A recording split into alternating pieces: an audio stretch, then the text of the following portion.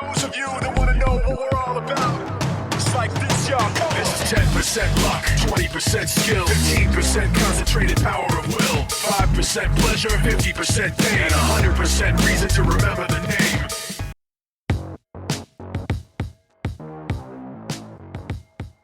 I'm here speaking with Cal Poly's defensive line coach, Coach Cain. So, Coach Cain, last weekend, Cal Poly defeated Weber State 45-23 and is now 5-0. How does it feel? It feels really good to be 5-0.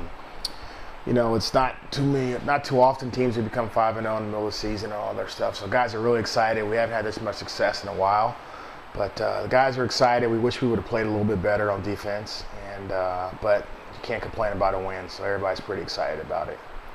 Poly's defensive line plays intense physical football. Does that reflect your style of play? Yeah, because when I was in college, I tried to pride myself on being physical and hitting kids and all that other stuff, and I'm pretty intense at practice. You've been at practice several times, so you always hear me yelling and stuff. So I think the kids take after me and being physical and getting after it and playing a little bit to the edge. So I think they take after me. I would hope so. I like it. You coach a very talented group of players. Tell us about them. It all starts in the middle with Sullivan Gross. He's been starting since his sophomore year, so he'll be junior now, and hopefully he'll be put together an All-American year, which he's doing now. And starts in the middle, him, Chris Lawrence. Chris has been with me since I've got here. I've recruited Chris at De La Salle myself, so I told him when I was recruiting him, once you get here, you'll be a 3-year starter. It just all depends on how you work, and he's working hard now. And then on the edge, we lost so many guys last year. I mean, you're talking about Eric Clemmy, Troy Shotwell, Brandon Roberts, Kyle Murphy, Kevin Hess. Lost so many guys last year that defensive end was the unknown. But you add Jake Irwin. Andy Alcaraz has been here with me since day one. He's been waiting his turn for 3 years and he's finally seizing the opportunity. Chris Judge moved from linebacker to DN. He's really taken, a big role in that. I told him he should have been a defensive end last year, but he wanted to play linebacker, so he should be further ahead than what he is now, but we're fine with that. Then you add Wesley Flowers to the equation. He's doing really good. And then you take Grant Goebel, kid who had 2 sacks last game. He's playing really well now, so we've got a lot of depth there. So all the kids are doing really well. That's great. Defensive linemen are the backbone of every team's defense. How does their performance impact the linebackers and DBs during a game? Well, I tell my guys, we cannot afford to have bad games. We have a bad game, we lose the game. So if we can't stop the run and get after the quarterback, it affects everything. So if we can't get after the quarterback, the DB's got to cover for more than 5-6 seconds. So we got to get after the quarterback. And then the linebackers got to play run and pass. So it's up to us to stop the run, let them only worry about pass. So if we have a bad game, like I told my guys today, so when we have a bad game, the world comes to an end. So right now we had a bad game last week, so the world is coming to an end. So you guys got to get it fixed. How many linemen do you usually play in a game? Since I've been here, I've been blessed to have so much depth. So last year I consistently played 9.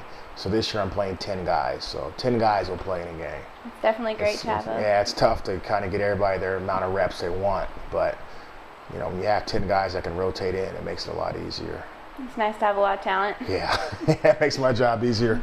I can't mess it up. What is the hardest thing for a defensive lineman to master? Probably pass rush, because all those guys want to look back and try to find the quarterback, and they just rush their offensive linemen, work on their hands. I say pass rushing is the hardest. Playing the run's kind of easy, but playing the pass is hard because linemen do a little tricky stuff. Those offensive linemen are tricky, so probably pass rush is the toughest thing to master. Is Poly's defense built around a certain system or around the team's personnel? A little bit of both. You're supposed to adjust your system to the personnel, but we like to recruit kids to fit our personnel, so it's a little bit of both. I know for me on a defensive line, I recruit kids to fit my person, what I want to run up front. So I like tall, slender kids on the edge who can run. Then on the inside, I like bigger kids who can run too. Like I don't want them big, like wide, but big as in long, like Sullivan and Chris, those type of guys. I want that body style. Poly's defense has already created 11 turnovers during the first 5 games.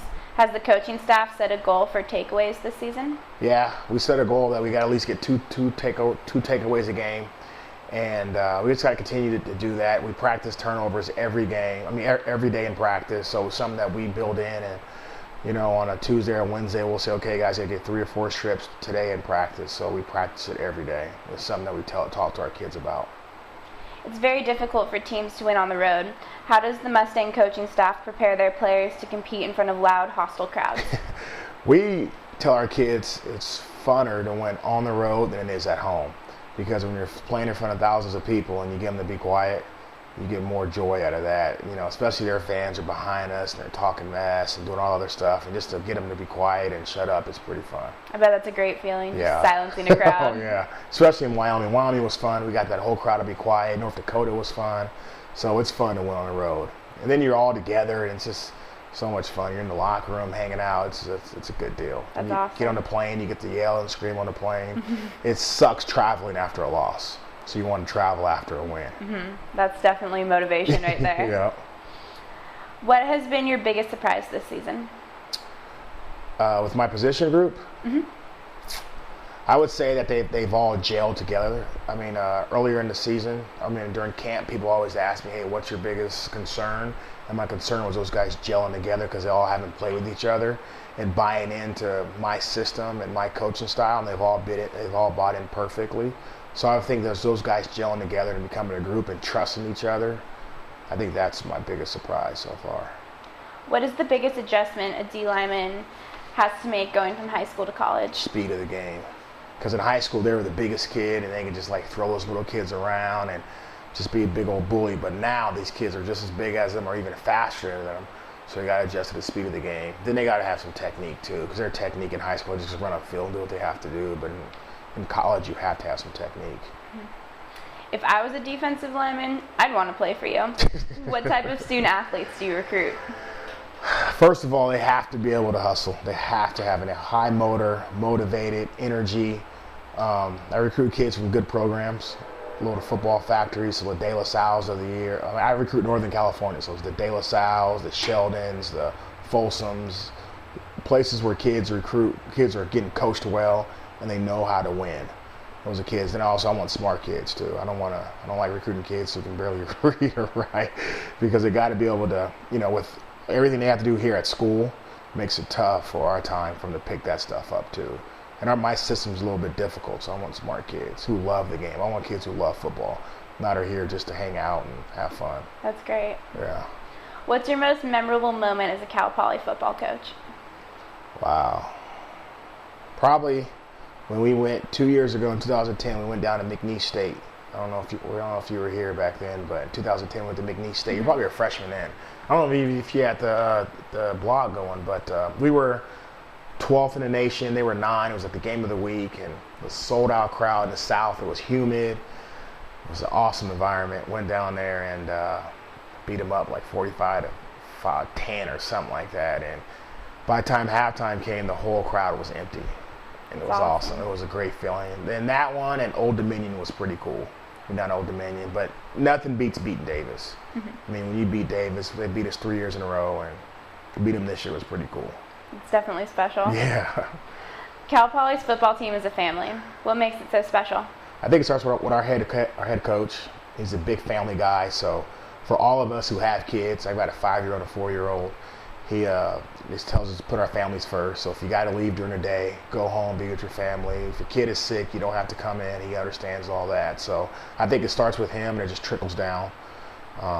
If the head coach wasn't a family guy, then you kind of stand office to your players. And he has an open door policy, what makes us have an open door policy.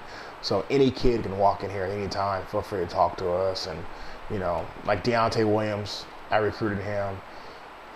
He's like a little son to me. So he's always at my house. My kids love him. They wear a Deontay jersey. So anytime they see anybody on TV with dreads, they think it's Deontay. So they'll be watching like the Raider game, like, Dad, is that Deontay? And he'd be like, no, that's not Deontay. So I think it's just a family atmosphere that our head coach starts with us as coaches, and it just trickles down to the players. That's great.